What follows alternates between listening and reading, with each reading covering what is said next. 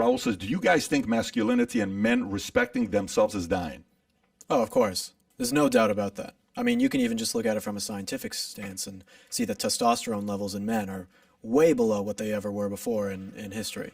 So there's tons of indicators that show that men are just not what they are. I think a lot of it has to do with a lot of the food that we eat and just how feminism has creeped into the mainstream like this. And just like you said, how that was a win for feminism and it makes men look bad and she's being the strong one and then Will looks bad. It's demasculating men or emasculating men. Men aren't supposed to be strong anymore. Men are supposed to be on the back burner and the women are supposed to be the ones who are supposed to lead now. Yeah, I think I agree with you, Will.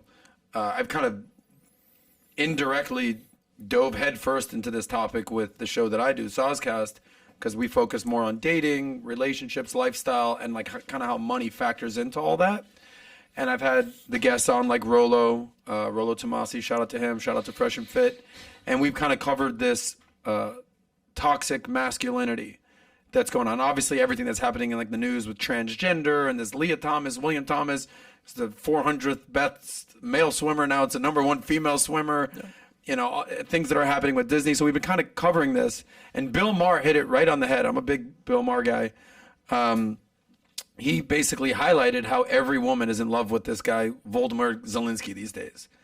And how convenient it is when a man needs to step up and be a freaking man because you're about to get killed by the invading herd of Russians that are coming to your country, you know, and everything that, you know, to save your tribe.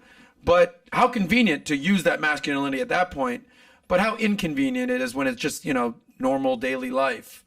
And that's something that I think people are grappling with. And the women's movement, shout out to women, you know, they're getting better, pay gap, everything, like they're career women, awesome. But let's not forget that men still need to be men. Is ultimately what it comes down to. Men are doing much worse in society than ever before in a lot of ways too. Killing themselves, they die at work more, they're more depressed, especially young men. I mean, it's terrible for them. They're doing a lot worse than they've ever done before. It's because of this new education system that tells you that if your boy acts out in school, they need to be treated like a girl.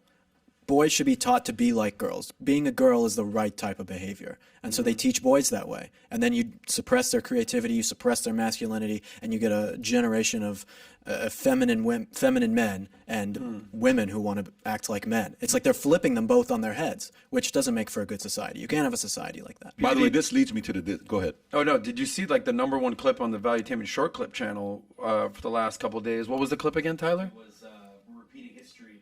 Can't hear you audio. We're repeating history. Civilizations fail when men become less masculine. Yeah, so Torsha, shout out to Torsha, who was on with Rollo and I. She basically explained how back in the, was it old Greece? In Greek times, that they studied history, and when the sculptures and the artwork started changing from masculine men, whatever, posing or whatever it was, to like more like doing like more feminine poses, that is when that pose was a little too natural. But, yeah, this isn't natural. I don't know if you caught that. I mean, guys, I'll do that again. Yeah. But that's when history started declining, or the Greek civilization started declining, when men stopped being men. And I think that's just something that our audience will appreciate, is that just be a man up, and it's something that I think more men need to talk about. Yeah, I mean, it's too much Dionysius and not enough Apollo in terms of the Greek. And it happened the same in ancient Rome, because you had this, at the end of ancient Rome, you had this very decadent society where men were not responsible for anything, because it's not just about, wearing skirts that makes you more feminine. It's about not being responsible. Being a man means being a leader. And so when you have men that aren't leaders and live in some decadent, easy society where you never have any hardships, which we have in America today, you can watch porn whenever you want to get off. You can go on Tinder instead of going to a bar or something to get a woman. You can order food. You can have someone pick you up. You never have to struggle with much, right? And so when a man doesn't have anything to struggle or anything to overcome, I mean, I'm not sure if you guys talk to many younger guys, but I'll talk to a lot of people who are my age, my friends, and we'll be talking about like World War II or some medieval, like the storming of like 1066 Battle of Hastings or something, and we're all just like, we wish we could go to some war like that. It's like men today crave something greater that they don't have. It's so crazy. Having a higher purpose. Well, what's the famous quote? So weak hard men, times yeah, create strong men. Strong men create good times. Good times create weak men. Weak men create hard times, and it's cyclical.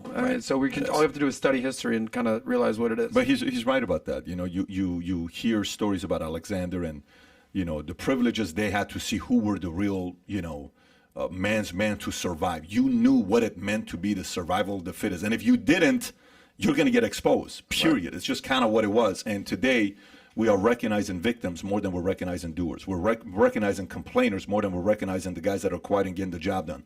We're recognizing the loudmouth that gets up there and says, this is not fair, versus the guy that says, listen, I get it. Let me just go do my part and earn my respect in the streets. We're recognizing the wrong people. Last night we had a friend over, okay, a baseball coach here and a dean of one of the schools.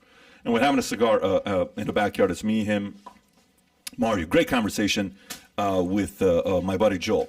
And the conversation came about the team he's got, the best player, et cetera, et cetera.